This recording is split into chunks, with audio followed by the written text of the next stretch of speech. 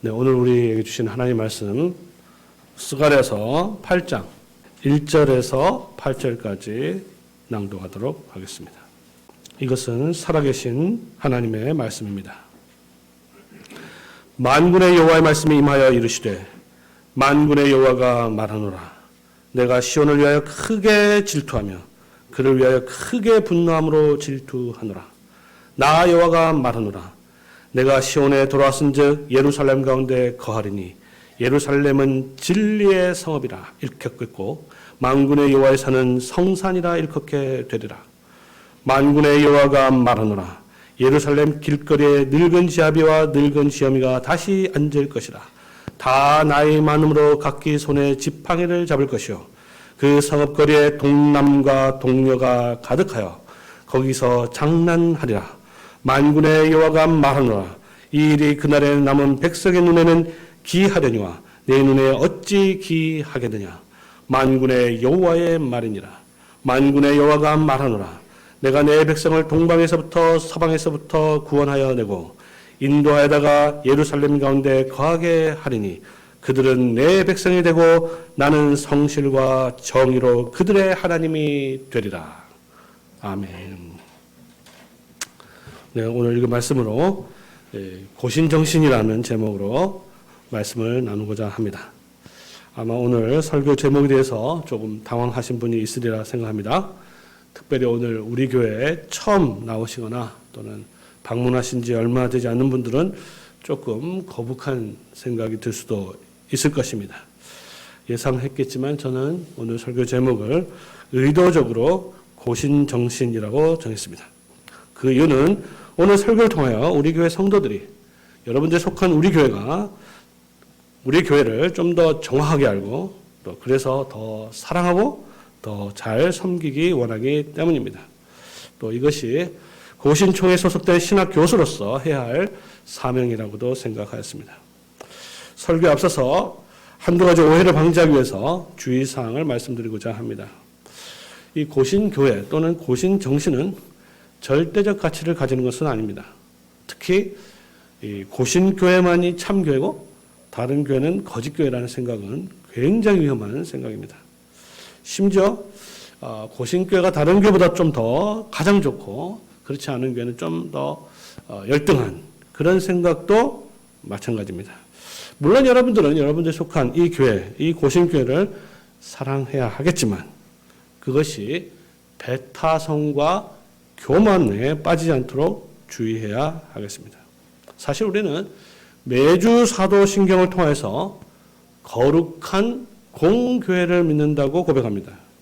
이 거룩한 공교회야말로 우리가 믿어야 할 교회고 사랑해야 될 교회고 절대적으로 섬겨야 할 교회입니다.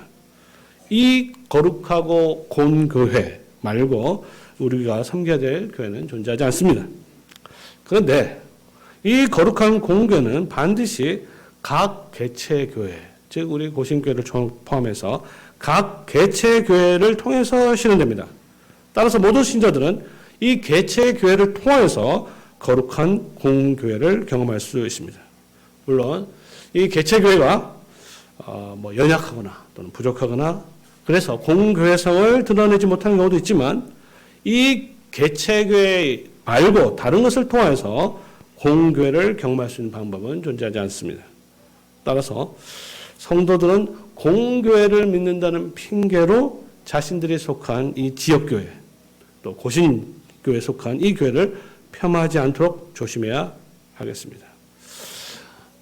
다들 아시겠지만 우리 한국교회 역사를 보면 이 장로교는 원래 하나였어요.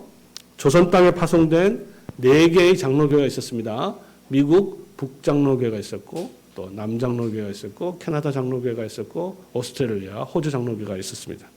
그런데 정말 감사하게도 이 4 성교회는 모여서 4개의 장로교회를 세운 것이 아니고 하나의 장로교회를 세웠습니다. 그래서 1907년에 처음으로 하나의 동노회가 세워졌고 이 노회는 계속 성장해서 1912년에 총회로 발전하였습니다. 이것은 교회와 국가의 관계를 이해하는 데 매우 중요한데 비록 조선이라는 나라는 망했지만 하나님의 교회는 오히려 급성장을 하였습니다. 오늘날 나라가 망하면 교회도 망한다는 식의 그런 주장, 무지하고 어리석은 교인들을 선동하는 목사들이 많은데 이 한국 교회사에 대한 기본적인 지식만 있어도 그 주제에 얼마나 근거가 없는 믿음이 없는 소리인지를 금방 알 수 있을 것입니다. 우리 한국 교회사를 볼 때는 나라는 망했으나 오히려 하나님의 교회는 훨씬 더 왕성한 것을 역사를 통해서 기억할 필요가 있습니다. 자, 그런데 이 일제 치하에서도 성장하는 한국 교회가 1930년 말이 되면 큰 위기를 맞이하고 있습니다. 일본 제국주의는 강제적으로 한국 교회를 제국주의를 견고하기 위한 수단으로 만들려고 했습니다. 그 과정에서 한국 장로계 모든 교회들이 일제에 굴복하였고 배교의 길을 걷기 시작했습니다. 그 결과 교회 안에 신사참배가 도입되었고 또한 자유주의 신학자들이 일제의 힘을 입어서 교회를 특히 장로교회를 지배하기 시작했습니다. 일제가 패망하기 직전 한국교회 역시 거의 파산 직전에 있었습니다. 친일파들이 해방 이후 한국 정치를 지배했듯이 신사참배를 주도했던 자유주의 신학을 신봉했던 이들도 한국교회 교권을 지배하였습니다. 자, 고신교회는 이와 같이 해방 이후에 파산 상태에 있었던 이 교회가 회복되는 과정에서 생겨난 교회입니다. 해방 이후 한국교회, 한국장로교회는 두 가지 사명이 있었습니다. 하나는 자유주의 신학에 물든 교회를 교리적으로 바로 세우는 것이고 다른 하나는 신사참배, 즉 우상숭배에 굴복한 죄를 자복하고 회개하는 것이었습니다. 그래서 이때 교회 재건운동을 두 가지로 진리운동과 회개운동 이렇게 불렸습니다. 진리운동과 회개운동. 또한 신앙의 정통과 생활의 순결이라는 구호도 같이 사용되었습니다. 그러니까 교회 재건운동이 뭐냐? 진리운동이자 회개운동이고 신앙의 정통과 생활의 순결을 회복하는 것이다 라고 할 수 있습니다. 이것이 한국교회가 회복되는 과정에서 생겨난 이 고신교회의 전통이라 할 수 있습니다. 저는 이 고신정신이, 이 두 가지 고신정신이 오늘 본문에 얼마나 뚜렷하게 나타난지를 살펴보려고 합니다. 그리고 이 교회가 계속해서 이 정신을 간직하여 우리가 속한 이 교회를 계속 주님 오실 때까지 든든히 세우기를 소망합니다. 오늘 본문 주제는 이스라엘의 회복입니다. 한국교회 회복과 똑같은 거죠.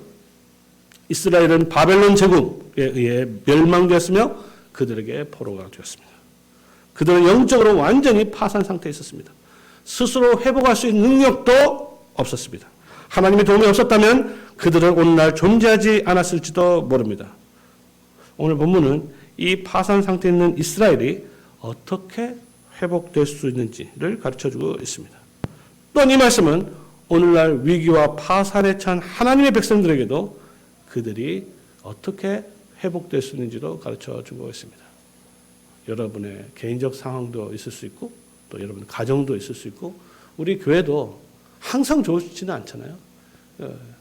유혹에 빠져서 영적으로 정말 힘들고 파산 상태에 있을 때 그럼 어떻게 회복되는가? 오늘 본문을 통해서 살펴볼 수 있는 것입니다. 코로나 이후에 많은 교회 지도자들이 교회 회복에 대해서 이야기하고 있습니다. 그런데 제가 보니까 회복 자체에만 관심이 있지 회복의 방식이나 그 회복의 내용에 대해서 별 관심이 없는 것을 보게 됩니다. 제가 주의 깊게 들어보면 결국 그들이 말하는 회복이 뭐냐? 결국 성도수, 보다 정확하게 말하면 주일 오전 예배 숫자 참석수가 회복되는 것이에요. 그리고 헌금이 회복되는 것입니다. 그 말고는 별 관심이 없어요. 그 말고 다른 우리 자녀들이 다시 회복된다든지 이런 건 별 관심이 없어요. 왜 파산에 처하게 되는지, 파산으로부터 회복되려면 교회 안에 어떤 복음이 전파되어야 되는지 거기에 대해서는 관심이 없는 것입니다. 눈앞에 닥친 이 어려움, 고난에서 벗어나는 것에만 관심을 가질 뿐입니다. 그렇게 해서는요, 개인도 그렇고 교회도 그렇고 가정도 회복되지 않습니다. 자, 이스라엘이 멸망하고 포로가 된 궁극적인 이유가 뭡니까? 여러 가지 이유가 있겠지만 가장 큰 이유는 우상숭배입니다. 이스라엘은 유일하시고 참되신 여호와를 버리고 주위에 있던 나라의 신들을 섬기기 시작했습니다. 그 결과 하나님께서 노하셔서 이스라엘과 맺은 언약대로 그들을 심판하셨습니다. 자, 그러면 이스라엘의 회복이 뭐냐? 그것은 바로 이 우상 숭배로부터 벗어나서 참된 하나님을 섬기고 예배하는 것입니다. 자, 그러면 이 우상 숭배에 빠진 자들이 어떻게 회복될 수 있는가? 우상 숭배에 빠진 자들이 회복하기 위한 첫 걸음은 하나님에 대한 올바른 지식에서 시작합니다. 그리고 이 지식은 반드시 하나님 말씀에 근거해야 되는데, 자, 오늘 본문을 통해서도 우리는 하나님이 어떤 분인지를 아주 분명하게 보게 됩니다. 오늘 본문에 따르면 하나님 어떤 분입니까? 간단하게 말해서 우리 하나님은 말씀하시는 하나님입니다. 오늘 본문을 계속 보면요, 좀 어떻게 보면 좀 지겹다는 생각이 들 정도로 하나님을 말씀하는 분으로 소개하고 있습니다. 자, 1절 보면 여호와의 말씀이 임하셨다. 2절 만군의 여호와가 이같이 말하노라. 3절 여호와가 이같이 말하노라. 4절 만군의 여호와가 이같이 말하노라. 6절 만군의 여호와가 이같이 말하노라. 끝에 만군의 여호와의 말이니라. 7절 만군의 여호와가 이같이 말하노라. 사실 오늘 본문뿐만 아니라 스가랴서 8장 전체가 말씀하시는 여호와를 강조하고 있습니다. 아마 성경 전체에서 이 말씀하신 하나님을 이처럼 강조하는 곳은 여기밖에 없을 것입니다. 성도 여러분, 우리가 믿는 하나님은 말씀하시는 하나님입니다. 이 말씀은 스가랴를 포함하여 선지자들에게 선포되셨고 사도들에게 선포되었고 성경에 기록되었고 오늘날에는 예배 시간에 세워진 목사를 통해서 여러분에게 말씀하십니다. 우리가 믿는 하나님이 말씀하시고 말씀하시는 분이라면 그럼 우리는 어떻게 해야 될까요? 하나님에 대한 지식이 우리에게 어떤 삶의 변화를 일으킬까요? 그건 간단합니다. 어떻게 되죠? 우리는 그 말씀을 듣고 끝까지 들어야 하는 것입니다. 왜냐하면 피조물 인간은 오직 하나님의 말씀을 들어야 하나님을 알 수 있기 때문입니다. 아주 간단하죠? 여러분의 삶과 여러분의 가정과 우리 모든 교회의 회복은 하나님의 말씀을 듣는 것에서 시작하는 것 결코 잊어서는 안 될 것입니다. 자, 그러면 오늘 선포된 하나님 말씀에 따르면 하나님은 어떤 분입니까? 오늘 본문에 보니까 크게 질투하시는 하나님입니다. 1절에 보면 2절이죠. 내가 시온을 위하여 크게 질투하며 그를 위하여 크게 분노함으로 질투하노라. 성도 여러분, 이 질투하는 하나님 어떻게 생각하십니까? 하나님은 질투하는 하나님이시다. 이 말씀 여러분에게 위로가 됩니까? 아니면 좀 무서운 생각이 듭니까? 사실 이 말씀은 해석이 필요하죠. 아무런 해석 없이 이 말씀을 그대로 받아들이면 이 하나님을 이방신들하고 똑같이 생각할 수 있어요. 이방신들도 막 서로 막 질투하고 막 그러잖아요. 우리는 웨스민스터 신앙고백서를 통해서 하나님은 우리와 같은 성정이 없으시다. 이제 웨스민스터 신앙고백서 제2장 1항이죠. 우리와 똑같은 성정이 없다는 걸 알고 있습니다. 이것을 보통 하나님의 불감수성이라고 이야기하는데 이 교리를 올바르게 이해하는 것은 대단히 중요합니다. 이 교리가 있기 때문에 우리와 똑같은 성정이 없기 때문에 질투하는 하나님이라는 말을 문자적으로 이해해서는 안 된다는 것이죠. 보통 이제 비유적으로 또는 신인, 동형적으로 하나님이 마치 우리에게 이해하기 쉽게 그렇게 말씀하셨다라고 이해할 수 있습니다. 그러니까 하나님의 질투와 우리의 질투는 같은 점도 있고 다른 점도 있는 것이죠. 그러니까 질투하시는 하나님이라는 표현을 사용하지만 이 둘 사이에는 큰 차이가 있다는 것도 명심해야 할 것입니다. 사실 이 질투하시는 하나님이라는 표현은 그 용어 자체가 부부 관계를 암시하고 있죠. 그렇죠? 하나님은 언약 관계를 통해서 이스라엘과 결혼하였습니다. 자, 그런데 이스라엘이 다른 신을 섬긴다면 하나님은 어떤 반응을 할까요? 그렇습니다. 그 반응이 바로 질투심이에요. 자, 어떤 아내가 다른 남자와 부정을 저질렀다고 가정해 봅시다. 했는데 남편이 뭐 아무 감정도 없어요. 자기를 그냥 그대로 하고 또 화도 안 내고 그냥 뭐 그래 당신의 의사니까 내가 존중한다. 이런 식으로 한다면 아무런 아내의 외도에 대해서 아무런 감정이 일어나지 않는다면 그 남편을 진짜 남편이라고 할 수 있을까요? 자, 거꾸로 또 남편이 텔레비전에 나오는 예쁜 여자를 보고 이야, 저 여자 참 예쁘다. 라는 말을 들었을 때 질투심을 갖지 않는 아내가 어디 있겠습니까? 물론 이제 그 다음에 야, 예쁘다는 할 수도 있겠죠. 그 다음에 그래도 자기보다는 별로 안 예쁘네. 이렇게 해야 질투심이 이제 가라앉는 거죠. 부부에게 있는 이 질투심, 이거는 너무나 당연한 겁니다. 당연한데, 그러나 주의해야 될 게 있어요. 모든 부모들은 그 질투심이 아무리 정당하더라 하더라도 그 질투심이 부부 관계를 회복하지는 않습니다. 그렇죠? 그러니까 이 두 가지를 잘 기억해야 되는데 부부 관계에 있어서 문제가 있을 때 질투심이라는 것은 너무나 당연한 겁니다. 그게 없으면 부부라고 할 수가 없죠. 그러나 동시에 그 질투심이 깨어지거나 상한 부부 관계를 회복할 수 없다는 것도 우리가 동시에 기억해야 합니다. 오히려 그 질투심이 부부 사이를 관계를 더 악화시킬 가능성도 큽니다. 상대방이 불륜을 저질렀을 때 또 다른 여인들에게 눈길을 줄 때 질투심이라는 것은 당연합니다.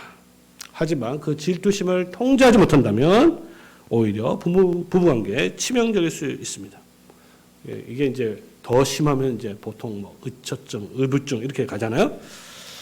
자, 그런데 이게 하나님은 다릅니다. 하나님은 이 질투심이 부부의 관계를, 이스라엘 관계를 회복시킨다는 거예요. 이게 질투심이 우리하고 같은 점도 있고 다른 점도 있다는 것이에요. 이스라엘 백성들은 질투하시는 하나님에 대해서 너무나 잘 알고 있었을 것입니다. 이유는 뭐죠? 그것은 바로 10계명의 제2계명이 분명히 그것을 가르치고 있습니다.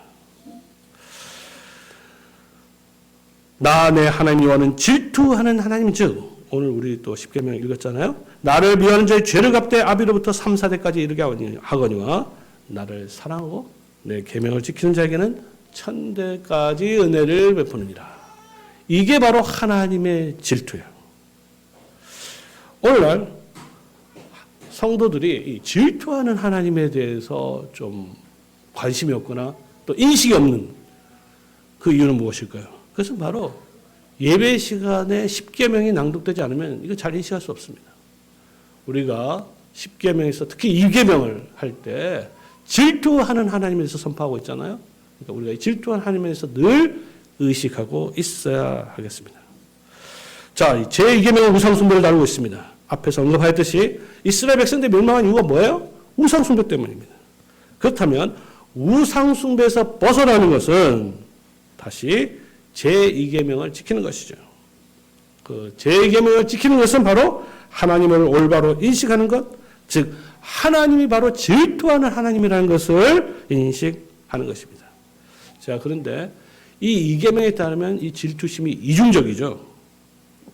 나를 미워하는 자의 죄를 갚되 아비로부터 아들에게로 3, 4대까지 이르게 하거니와.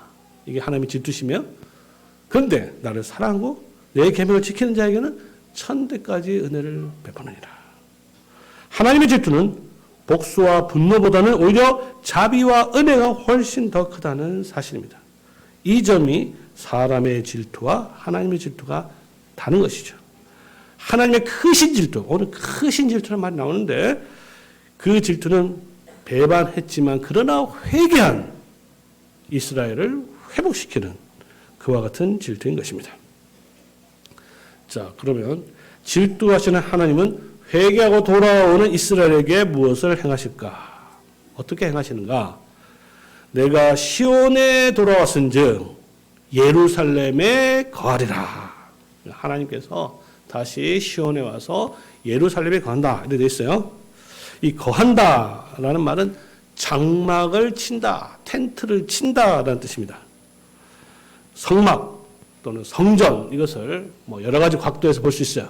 그런데 그 중에 하나는 뭐냐면 바로 이 성막 또 성전을 하나님과 이스라엘의 신혼집이다 이렇게 볼 수도 있습니다. 그러니까 하나님께서 예루살렘에 다시 성막을 친다. 이 말은 다시 부부관계를 회복해서 새로운 신혼집을 세운다.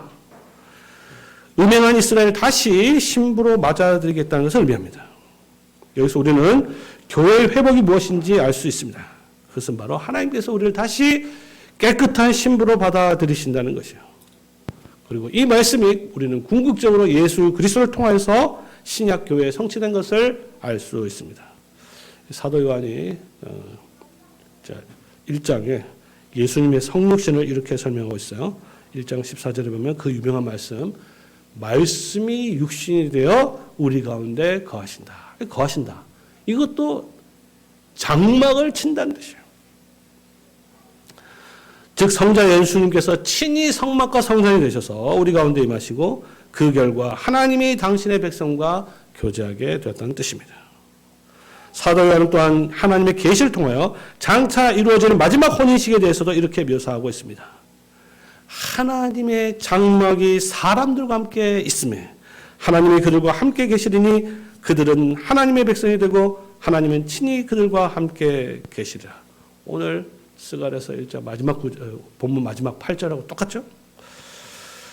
도저히 다시 지낼 수 없었던 부부가 다시 하나가 되었습니다. 이게 어떻게 가능한가? 그것은 바로 하나님의 질투심이 크신 질투심이 그것을 가능하게 하였다는 것입니다. 이스라엘의 우상숭배를 통하여 배신하였을 때 하나님은 크게 도하였습니다. 질투는 반드시 분노를 수반합니다. 그렇죠? 분노 없는 질투는 존재할 수 없어요.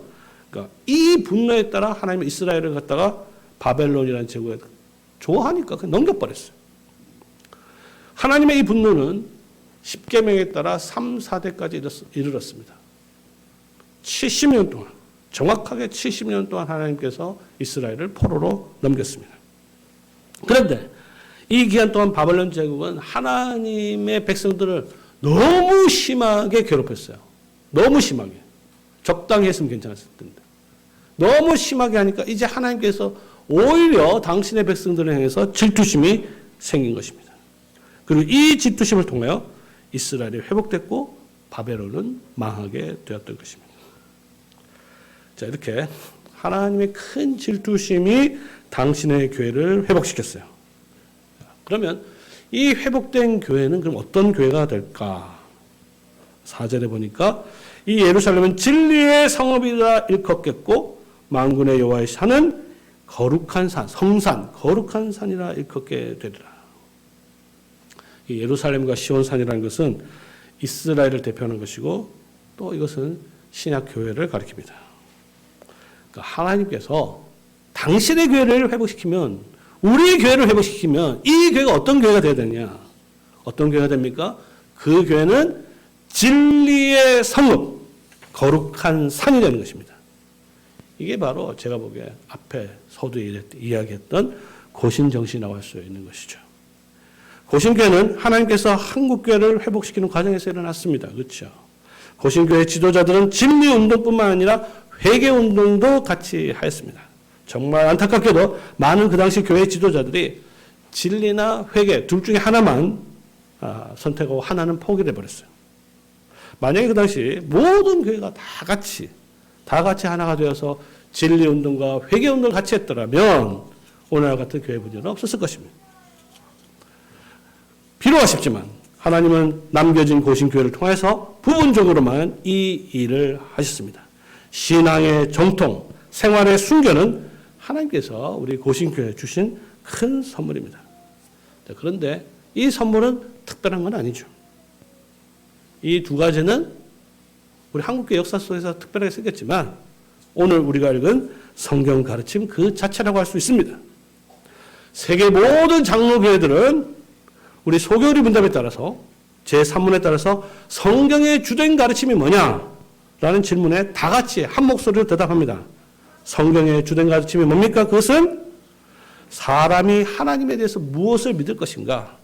그리고 하나님께서 사람에게 요구하신 본분이 무엇인가? 이게 성경의 주된 가르침이에요. 바른 믿음, 이것을 우리는 신앙의 정통이라 부를 수 있고 바른 행함을 생활의 순결이라 부를 수 있을 것입니다. 이제 말씀을 정리하도록 하겠습니다. 하나님은 바벨론 제국으로부터 회복된 이스라엘을 진리의 성읍 거룩한 산으로 바꿔버렸습니다. 하나님은 또한 일제에서 해방된 한국교회에 신앙의 정통과 생활의 순결이라는 선물을 주셨습니다. 이것이 바로 우리 고신교회가 이 땅에 존재하는 이유입니다. 비록 오늘날 심사참배 같은 우상숭배는 이 땅에 사라졌지만 사실은 보이지 않는 우상들이 훨씬 더 교묘하게 성도들을 유혹하고 있습니다. 제가 보기에 오늘 우리에게 가장 강력한 우상은 세속화입니다. 너무나 많은 교회들이 생활의 순결을 포기하고 세상을 흉내내거나 따라가고 있습니다. 교회들이 그렇게 하는 이유는 아주 간단합니다. 그렇게 해야 교회가 성장하고 잘 된다고 생각하기 때문이죠. 성도 여러분, 하나님께서 우리 교회를 회복시키면 이 교회는 진리의 성읍과 거룩한 산이 될 것입니다. 자, 그렇게 되면 세상 사람들은 우리를 어떻게 볼까요? 또 다른 신자들 우리를 어떻게 볼까요? 야, 너네만 뭐 진리를 잘 가르치냐? 야, 너네만 거룩하냐? 사실 우리 신앙의 선배들이 교회를 회복할 때 그런 소리를 정말 많이 들었어요. 너만 잘났냐? 자, 그러면 우리 교회가 그렇게 되면 하나님께서 그렇게 만드실 것인데, 야, 그러면 우리 성도님은 어떻습니까? 야, 우리 부담스럽다. 야, 우리만 뭐 그죠? 잘났냐? 이런 식으로 자꾸 조롱을 듣게 될 텐데, 그럼 하나 둘씩 막 떠나가는 거 아니냐? 우리만 생활의 순결, 딴 데는 뭐 다 해도 되는데 우리 교회만 유별나게 이렇게 생활의 순결을 이야기하고 거룩한 삶을 이야기하면 떠나가지 않아? 우리 자녀들이 계속 이거 좋아할까? 아마 그렇게 될 수도 있을 것입니다. 이렇게 흔들릴 때 어떻게 될까? 오늘 우리가 읽은 말씀을 다시 보도록 합시다. 예루살렘 길거리에 늙은 남자들과 늙은 여자들이 다시 앉을 것이라. 다 나이가 많으므로 저마다 손에 지팡이를 잡을 것이요. 그 성읍에 소년과 소녀들이 가득하여 거기서 뛰놀리라. 7절 8절 내가 내 백성을 해가 뜬 땅과 해가 진 땅에서부터 구원하여 내고 인도하여다가 예루살렘 가운데 거주하게 하리라. 우리는 하나님의 약속에서 이 힘을 얻는 것입니다. 회복된 교회 안에는요, 노인들도 가득할 겁니다. 아이들도 가득할 겁니다. 오늘날 교회가 뭐 아이도 없고 어른도 없고 막 그렇게 이야기하는데 하나님의 말씀은 그렇지 않습니다. 해가 뜨는 땅과 해가 지는 땅에서 당신의 백성들을 불러 모아서 이 교회를 가득 채울 것입니다. 오늘날 교회마다 교인 수가 줄어든다고 난리인데, 특히 어린이가 급격하게 줄어든다고 난리인데, 사실 앞으로 10년 뒤 교회가 어떻게 될지 모르겠습니다. 어떻게 해야 될까요? 특별한 방법이 없습니다. 이 교회를, 여러분이 속한 이 교회를 진리의 성읍과 거룩한 산으로 만들어야 하는 것입니다. 신앙의 정통과 생활의 순결을 추구하는 교회를 만들어야 합니다. 자, 그럴 때 하나님께서 이 교회를 당신의 백성으로 가득 채우실 것입니다. 이 충만의 약속과 복이 질투하시는 여호와의 말씀을 듣고 또 듣고 계속해서 듣는, 그래서 순종하는 우리 교회 모든 성도들께 함께 하시기를 성부와 성자와 성령의 이름으로 축원합니다. 아멘.